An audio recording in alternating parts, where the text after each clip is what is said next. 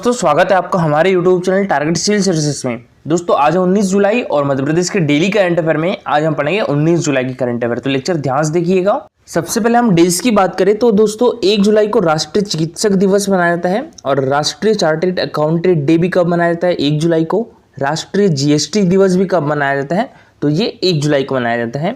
4 जुलाई को यूएसए का स्वतंत्रता दिवस, 6 जुलाई को विश्व जूनोसिस डे, 11 जुलाई को विश्व जनसंख्या दिवस और 12 जुलाई को विश्व मलाला दिवस, 15 जुलाई को विश्व युवा कौशल दिवस और 17 जुलाई को अंतर्राष्ट्रीय न्याय के लिए विश्व दिवस मनाया जाता है। और दोस्तों बात करें हम यहाँ पर 18 जुलाई को तो 18 जुलाई को मनाया जाता है नेल्सन मंडेला अंतर्राष्ट्रीय दिवस। तो देखिए दोस्तों विश्व में प्रतिवर्ष 18 जुलाई को नेल्सन मंडेला अंतर्राष्ट्रीय दिवस मनाया जाता है और यह दिन दक्षिण अफ्रीका के लोकतांत्रिक रूप से निर्वाचित पहले राष्ट्रपति और रंग भेद पर न्याय के लिए उनके लंबे संघर्ष के स्मरण में मनाया जाता है। और देखिए दोस्तों जो साउथ अफ्रीका का गांधी है वो भी किसे कहा जाता है, नेल्सन मंडेला को कहा जाता है। तो ये भी याद रखिएगा, बहुत बार क्वेश्चन पूछा जा चुका है। और देखिए दोस्तों संयुक्त राष्ट्र यानी यूनाइटेड नेशन के अनुसार अंतर्राष्ट्रीय नेल्सन मंडेला दिवस 2022 की थीम क्या है, do what you can with what you have where you are. ठीक है, तो थीम याद रखिएगा। नेल्सन मंडेला दिवस की थीम क्या है इस बार, do what you can with what you have where you are. और दोस्तों बात करें हम यहाँ पर संयुक्त राष्ट्र यानी यूनाइटेड नेशन की तो इसकी स्थापना कब हुई थी, 20 अक्टूबर 1945 को की गई थी। ठीक है, और 24 अक्टूबर को दोस्तों यूनाइटेड नेशन डे भी मनाया जाता है। और इसमें कितने सदस्य कंट्री है, 193। 193वां देश कौन सा है दोस्तों, तो ये दक्षिणी सूडान है। और दोस्तों अभी इसके हेड कौन है, एंटोनियो गुटेरेस है। संयुक्त राष्ट्र का मुख्यालय कहां पर है, तो ये न्यूयॉर्क में है। और न्यूयॉर्क कहां पर है, तो ये अमेरिका में है। संयुक्त राष्ट्र महासभा ने शांति और स्वतंत्रता की लड़ाई में मंडेला के पूर्व योगदान को मान्यता देते हुए नवंबर 2009 में इस दिवस का शुभारंभ किया। मंडेला को अक्टूबर 1993 में नोबेल शांति पुरस्कार से सम्मानित किया गया था तथा 2013 में 95 वर्ष की उम्र में उनका निधन हो गया था। और दोस्तों नेल्सन मंडेला का जन्म कब हुआ था, 18 जुलाई 1918 में हुआ था। चलिए दोस्तों सबसे पहले हमने जो करंट अफेयर पढ़ा था उसका रिवीजन कर लेते हैं, उसके बाद स्टार्ट करेंगे हम आज के करंट अफेयर। तो कल के करंट अफेयर में पहला क्वेश्चन था हमारा, हाल ही में किस जिले की अमृता त्रिपाठी ने साउथ कोरिया में मिसेज यूनिवर्स जॉय का खिताब जीता है दोस्तों। तो इनका संबंध है हमारे मध्य प्रदेश की राजधानी भोपाल से।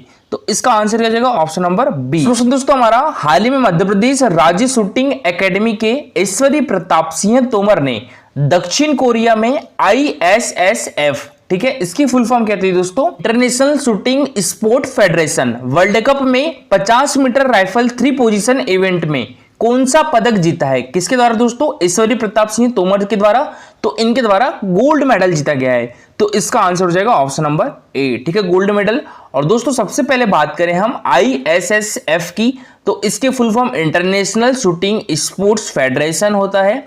इसका मुख्यालय कहां पर है दोस्तों, मुनीच में है। मुनीच कहां पर है, ये जर्मनी में है। इसकी स्थापना 1907 में की गई थी और इसके अभी हेड कौन है दोस्तों, व्लादिमीर लिसिन है। ठीक है, बात करें दोस्तों अब यहां पर हम ऐश्वर्य प्रताप सिंह तोमर की, तो ये किस डिस्ट्रिक्ट के हैं, तो ये खरगोन डिस्ट्रिक्ट के है। इनको दोस्तों 2019 का एकलव्य पुरस्कार से भी सम्मानित किया जा चुका है। ठीक है, बात करें एकलव्य पुरस्कार की दोस्तों 19 वर्ष से कम आयु वर्ग के खिलाड़ियों को दिया जाता है। इसकी पुरस्कार राशि 1 लाख रुपए है और इसकी स्थापना कब हुई थी दोस्तों, 1994 को की गई थी। तो अभी हाल ही में MPPSC 2021 में क्वेश्चन पूछा गया था, चिंकी यादव का संबंध किस खेल से है, तो संबंध है शूटिंग से। ठीक है, चिंकी यादव का संबंध भी शूटिंग से है और ऐश्वर्य प्रताप सिंह तोमर का भी संबंध शूटिंग से है। मध्य प्रदेश शूटिंग एकेडमी कहां पर है, तो ये भोपाल डिस्ट्रिक्ट में है। 2021 का जो शूटिंग में एकलव्य पुरस्कार है वो किसे दिया गया है, प्रीति रजक को दिया गया है।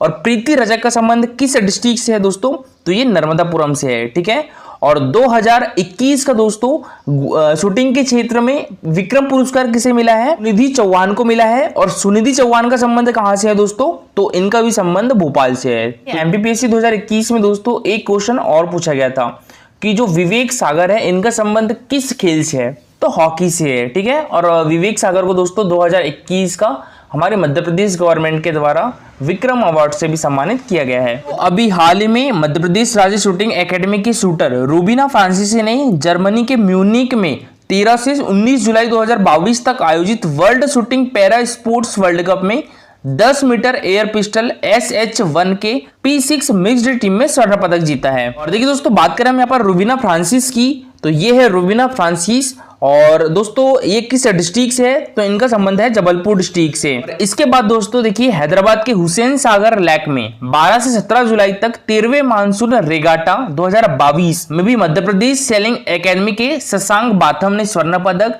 एकलव्य बाथम ने रजत पदक और अकादमी की दिव्यांशी मिश्रा ने बालिकाओं की स्पर्धा में स्वर्ण पदक और सगुन ने कांस्य पदक हासिल किया है। नेक्स्ट क्वेश्चन दोस्तों हमारा 25 जुलाई से 30 जुलाई तक उज्जवल भारत एवं उज्जवल भविष्य पावर @2047 उत्सव का आयोजन कहां किया जाएगा, तो ये हमारे मध्य प्रदेश की आर्थिक एवं औद्योगिक राजधानी इंदौर में किया जाएगा। तो इसका आंसर हो जाएगा दोस्तों ऑप्शन नंबर ए, ठीक है, इंदौर। दोस्तों अब स्टार्ट करते हैं आज की करंट अफेयर। तो आज की करंट अफेयर में पहला क्वेश्चन है हमारा, हाल ही में best practices and handling of CEMS in emission monitoring कार्यशाला का शुभारंभ किस राज्य में किया जाएगा, तो ये हमारे मध्य प्रदेश में किया जाएगा। तो इसका आंसर किया जाएगा ऑप्शन नंबर ए। और दोस्तों ये किसके द्वारा किया जाएगा, तो मध्य प्रदेश प्रदूषण नियंत्रण बोर्ड के द्वारा किया जाएगा। और ये कार्यशाला कब से कब तक आयोजित होगी दोस्तों, तो ये 19 से 22 जुलाई तक आयोजित की जाएगी। इसके द्वारा आयोजित की जाएगी दोस्तों मध्य प्रदेश प्रदूषण नियंत्रण बोर्ड के द्वारा। और मध्य प्रदेश प्रदूषण नियंत्रण बोर्ड किसके सहयोग से आयोजित करेगा, तो ये international centre for sustainable carbon ICS के सहयोग से ये कार्यशाला आयोजित की जा रही है। तो बात करें हम यहाँ पर मध्य प्रदेश प्रदूषण नियंत्रण बोर्ड की, तो मध्य प्रदेश में प्रदूषण निवारण के उद्देश्य जल प्रदूषण निवारण एवं नियंत्रण अधिनियम 1974, ठीक है, 1974 के अंतर्गत 23 सितंबर 1974 को मध्य प्रदेश राज्य जल प्रदूषण निवारण एवं नियंत्रण बोर्ड का गठन किया गया था। तो याद रखिएगा दोस्तों, मध्य प्रदेश राज्य जल प्रदूषण निवारण एवं नियंत्रण बोर्ड का गठन कब किया गया था, ये 23 सितंबर 1974 को किया गया था। और इसका नाम दोस्तों 1 नवंबर 1980 को परिवर्तित करके मध्य प्रदेश प्रदूषण निवारण एवं नियंत्रण बोर्ड रखा गया था। और इसका मुख्यालय कहां पर है दोस्तों, तो ये हमारे मध्य प्रदेश की राजधानी भोपाल में है। तो देखिए दोस्तों, मध्य प्रदेश में ऊर्जा उत्पादन से होने वाले प्रदूषण के प्रभावी नियंत्रण के लिए 19 से 22 जुलाई तक कार्यशाला आयोजित की जा रही है। और मध्य प्रदेश प्रदूषण नियंत्रण बोर्ड द्वारा international centre for sustainable carbon के सहयोग से होने वाली best practices and handling of CEMS in emission monitoring कार्यशाला का शुभारंभ मंगलवार यानी आज दोस्तों सुबह 10 बजे प्रमुख सचिव ऊर्जा एवं नवकरणीकरण ऊर्जा श्री संजय दुबे पर्यावरण परिसर स्थित झील संरक्षण प्राधिकरण के ऑडिटोरियम में करेंगे। और दोस्तों हमारे मध्य प्रदेश के ऊर्जा एवं नवकरणीकरण मंत्री कौन है, तो यह है हरदीप सिंह डंग। और अध्यक्षता प्रमुख सचिव पर्यावरण श्री अनिरुद्ध जी करेंगे। और विभिन्न देशों के प्रख्यात विशेषज्ञ प्रशिक्षण देंगे। कार्यशाला का उद्देश्य विश्व की सर्वोत्तम अत्याधुनिक तकनीकों को अपनाते हुए प्रदूषण को कम करना है। और पावर प्लांट की चिमनियों का अभी तक भौतिक निरीक्षण होता था, प्रशिक्षण के बाद चिमनियों में उपकरण स्थापित कर दिए जाएंगे जिससे सतत और रियल टाइम मॉनिटरिंग होती रहेगी। नेक्स्ट क्वेश्चन दोस्तों हमारा, हाल ही में किस राज्य सरकार के द्वारा 5 साल तक के बच्चों के स्वास्थ्य और पोषण के स्तर को ठीक करने के उद्देश्य से दस्तक अभियान शुरू किया जाएगा, तो ये किस राज्य सरकार के द्वारा किया जाएगा दोस्तों, हमारे मध्य प्रदेश गवर्नमेंट के द्वारा किया गया है। ठीक है, ये कब से किया गया है दोस्तों, 18 जुलाई यानी कल से ही इसको स्टार्ट किया गया है दस्तक अभियान को। तो देखिए दोस्तों, 5 साल तक के बच्चों के स्वास्थ्य और पोषण के स्तर को ठीक करने के उद्देश्य से दस्तक अभियान 18 जुलाई से शुरू किया गया है। अभियान 31 अगस्त तक जारी रहेगा। और अभियान में ANM, आशा और आंगनवाड़ी कार्यकर्ताओं का संयुक्त दल घर घर जाकर 5 वर्ष तक की उम्र के बच्चों के स्वास्थ्य की जांच कर बीमारियों को पहचान करेगा, साथ ही उचित उपचार करवाना भी सुनिश्चित करेगा। और इसके अलावा इस अवधि में सघन दस्त नियंत्रण पखवाड़ा अभियान भी संचालित कर छोटे बच्चों में होने वाले दस्त रोग की पहचान, प्रबंधन और उपचार के विषयों में लोगों को जानकारी दी जाएगी। बच्चों में होने वाले निमोनिया की त्वरित पहचान करने, प्रबंधन करने और रेफरल के विषय में भी परिवारों को जागरूक किया जाएगा। और दोस्तों, दस्तक अभियान में गंभीर कुपोषित बच्चों की सक्रिय पहचान और प्रबंधन की जानकारी लोगों को दी जाएगी। साथ ही 6 माह से 5 वर्ष तक के बच्चों का डिजिटल हीमोग्लोबिनोमीटर के उपयोग से गंभीर एनीमिया अर्थात खून की कमी की स्क्रीनिंग कर उनका प्रबंधन किया जाएगा। दस्त की रोकथाम के लिए ORS और जिंक के उपयोग के प्रति सामुदायिक जागरूकता लाई जाएगी। जिन घरों में 5 वर्ष तक की आयु के बच्चे हैं वहां ORS पैकेट्स का वितरण भी किया जाएगा। इसके अतिरिक्त दोस्तों, 9 माह से 5 वर्ष तक के सभी बच्चों को विटामिन A का घोल पिलाया जाएगा। और बच्चों में दिखने वाली जन्मजात विकृतियों की पहचान कर उनमें आवश्यक प्रबंधन किया जाएगा। क्वेश्चन दोस्तों हमारा, मध्य प्रदेश तीरंदाजी एकेडमी कहां पर है, तो ये कहां पर है दोस्तों, इसका मुख्यालय जबलपुर में है। तो इसका आंसर हो जाएगा ऑप्शन नंबर डी। और दोस्तों ये क्वेश्चन एमपीपीएससी 2019 में पूछा गया था, ठीक है, कि मध्य प्रदेश तीरंदाजी एकेडमी का मुख्यालय कहां पर है, तो ये जबलपुर डिस्ट्रिक्ट में है। उसके पहले दोस्तों देखिए एक क्वेश्चन और पूछा गया था कि मुस्कान किरार का संबंध किस खेल से है, तो मुस्कान किरार का संबंध है तीरंदाजी से। मुस्कान किरार का संबंध किस डिस्ट्रिक्ट से है, तो जबलपुर डिस्ट्रिक्ट से है। मुस्कान किरार को 2018 का एकलव्य पुरस्कार और 2019 का विक्रम पुरस्कार से भी सम्मानित किया गया था, ठीक है। तो 2018 का मुस्कान किरार को एकलव्य पुरस्कार और 2019 का विक्रम पुरस्कार सम्मान से सम्मानित किया गया था। और देखिए दोस्तों मध्य प्रदेश का खेल के क्षेत्र में उत्कृष्ट पुरस्कार कौन सा है, तो ये है विक्रम पुरस्कार। ये 19 वर्ष से अधिक आयु वर्ग के खिलाड़ियों को दिया जाता है। और देखिए दोस्तों इसकी शुरुआत कब से हुई थी, तो ये 1990 से हुई थी और इसमें पुरस्कार राशि कितनी दी जाती है, 2 लाख रुपए दी जाती है, ठीक है।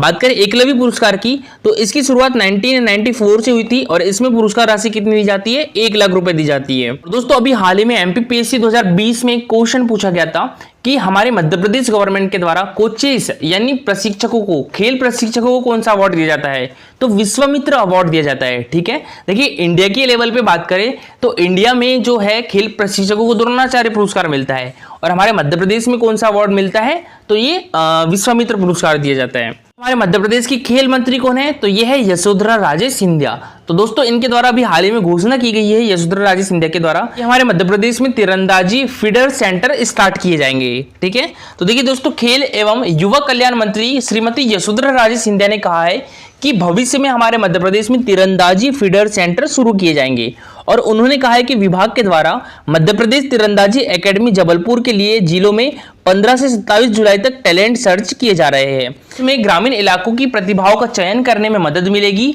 जिसके जरिए उन क्षेत्रों में तीरंदाजी फीडर सेंटर शुरू किए जा सकेंगे। इनके द्वारा कहा गया है कि भोपाल में जनवरी में खेलो इंडिया यूथ गेम्स होंगे और इन गेम्स में बेहतरीन परिणामों के लिए सभी विधा के प्रशिक्षक अपने खिलाड़ियों को अभी से तैयार करें। इस क्वेश्चन दोस्तों हमारा मध्य प्रदेश के किस जिले में पहली बार जीपीएफ अदालत हो रही है दोस्तों, तो ये हमारे मध्य प्रदेश की संस्कारधानी जबलपुर में। तो इसका आंसर हो जाएगा ऑप्शन नंबर डी, ठीक है, जबलपुर। और दोस्तों जीपीएफ की फुल फॉर्म क्या होती है, जनरल प्रोविडेंट फंड। याद रखिएगा जीपीएफ की full form general provident fund. और देखिए दोस्तों बात करें हमारे मध्य प्रदेश का हाई कोर्ट कहां पर है, तो ये भी जबलपुर डिस्ट्रिक्ट में है, ठीक है। इसकी स्थापना कब हुई थी, 1 नवंबर 1956 में हुई थी। और दोस्तों इसकी दो मुख्य शाखाएं कहां हैं, एक तो ग्वालियर में है और एक इंदौर में है। तो इनकी स्थापना कब की गई थी, ये 1968 में की गई थी। हमारे मध्य प्रदेश हाईकोर्ट के अभी मुख्य न्यायाधीश कौन है, तो यह रवि विजय कुमार मलिमत है, ठीक है। अभी हमारे मध्य प्रदेश हाईकोर्ट के मुख्य न्यायाधीश कौन है, तो रवि विजय कुमार मलिमत है। और दोस्तों हमारे मध्य प्रदेश के अभी महाधिवक्ता कौन है, तो यह है प्रशांत सिंह, ठीक है। तो हमारे मध्य प्रदेश के महाधिवक्ता प्रशांत सिंह हैं। हमारे मध्य प्रदेश हाईकोर्ट के मुख्य न्यायाधीश कौन है, रवि विजय कुमार मलिमत। और दोस्तों हमारे मध्य प्रदेश के प्रथम मुख्य न्यायाधीश कौन थे, तो ये थे मोहम्मद हिदायतुल्ला। हमारे मध्य प्रदेश के प्रथम मुख्य न्यायाधीश कौन थे, मोहम्मद हिदायतुल्ला थे। और हमारे मध्य प्रदेश की प्रथम महिला न्यायाधीश कौन थी दोस्तों, श्रीमती सरोजनी सक्सेना थी। हमारे मध्य प्रदेश के प्रथम महाधिवक्ता कौन थे दोस्तों, श्री एम धर्माधिकारी थे, ठीक है। ये एमपी पुलिस में क्वेश्चन पूछा गया था, हमारे मध्य प्रदेश के प्रथम महाधिवक्ता कौन थे, तो ये श्री एम धर्माधिकारी थे। दोस्तों शासकीय अधिकारी कर्मचारियों की सामान्य भविष्य निधि की समस्याओं, गलत प्रविष्टि और कटौती से संबंधित शिकायतों का निराकरण करने के लिए प्रधान महालेखाकार लेखा एवं हकदारी द्वितीय मध्य प्रदेश ग्वालियर की पहल पर मध्य प्रदेश में पहली बार जीपीएफ अदालत हो रही है। और यह जीपीएफ अदालत जबलपुर में मानव भवन स्मार्ट सिटी कार्यालय में 21 जुलाई को सुबह 10 बजे से शाम 5 बजे तक होगी। जबलपुर संभाग के सरकारी अधिकारी कर्मचारी जीपीएफ से संबंधित शिकायतों के निराकरण के लिए इस अदालत में अपना पक्ष रख सकेंगे और उन्हें अपनी शिकायतों से संबंधित सभी पत्राचार, सत्यापित पासबुक एवं अन्य आवश्यक दस्तावेज सहित उपस्थित होना होगा। प्रधान महालेखाकार ग्वालियर ने जबलपुर के सभी शासकीय अधिकारी कर्मचारियों से आह्वान किया है कि वे जीपीएफ अदालत में उपस्थित होकर अपनी जीपीएफ संबंधी समस्याओं का निराकरण करवाएं। और दोस्तों कल का हमारा क्वेश्चन था यूनिसेफ का मुख्यालय कहां पर स्थित है दोस्तों, तो ये है न्यूयॉर्क में, ठीक है। तो इसका आंसर क्या हो जाएगा, ऑप्शन नंबर डी, न्यूयॉर्क में। और दोस्तों यूनिसेफ की फुल फॉर्म क्या होती है, तो इसकी फुल फॉर्म होती है यूनाइटेड नेशन। यूएन की फुल फॉर्म क्या होगी, यूनाइटेड नेशन। आई से इंटरनेशनल, सी से चिल्ड्रंस और ई से इमरजेंसी और एफ से फंड। तो यूनिसेफ की फुल फॉर्म याद रखिएगा दोस्तों, United Nation International Children's Emergency Fund. United Nation का मुख्यालय कहां पर है, तो ये भी न्यूयॉर्क में है, ठीक है। तो यहाँ से याद रखिएगा आप, यूनिसेफ का मुख्यालय भी कहाँ पर है, तो ये न्यूयॉर्क में है। और दोस्तों बात करें यूनेस्को की, यहाँ पर कंफ्यूज मत होइएगा, यूनेस्को का मुख्यालय है पेरिस में और यूनिसेफ का मुख्यालय है न्यूयॉर्क में। न्यूयॉर्क कहाँ पर है दोस्तों, तो ये यूनाइटेड स्टेट ऑफ अमेरिका में है, यानी यूएसए में है। और पेरिस फ्रांस की राजधानी है। अमेरिका की राजधानी कौन सी है, वॉशिंगटन डीसी है। यूनिसेफ की स्थापना कब हुई थी दोस्तों, ये 11 दिसंबर 1946 में की गई थी। और इसके अभी हेड कौन है, तो यह है कैथरीन एम रसेल। देखिए दोस्तों, ये क्वेश्चन एमपीपीएससी 2020 में पूछा गया था, अंतर्राष्ट्रीय ओलंपिक समिति का मुख्यालय कहाँ स्थित है, वियना, लुसाने, जेनेवा या मैड्रिड। तो इसका आंसर पूरा डिटेल में दीजिएगा। और देखिए दोस्तों, ये है हमारा Telegram channel target civil services. तो इस पर डेली 20 क्वेश्चन का क्विज होता है, जिसमें कुछ क्वेश्चन एमपीजीके से रहते हैं, जो क्वेश्चन जो रहते हैं वो मध्य प्रदेश करंट अफेयर से रिलेटेड होते हैं। इस टाइप से इसका रिजल्ट निकलता है। कल जो क्विज हुआ था हमारा 173वां, उसमें जो फर्स्ट रैंक आई है वो बाहुबली की आई है, सेकंड रैंक मधु की आई है और जो थर्ड रैंक है वो शक्ति की आई है। तो दोस्तों आप इस क्विज में पार्टिसिपेट कर सकते हो। टेलीग्राम चैनल की लिंक आपको हमारे वीडियो के डिस्क्रिप्शन बॉक्स में मिल जाएगी। दोस्तों आज के लिए इतना ही। Thank you for watching this video.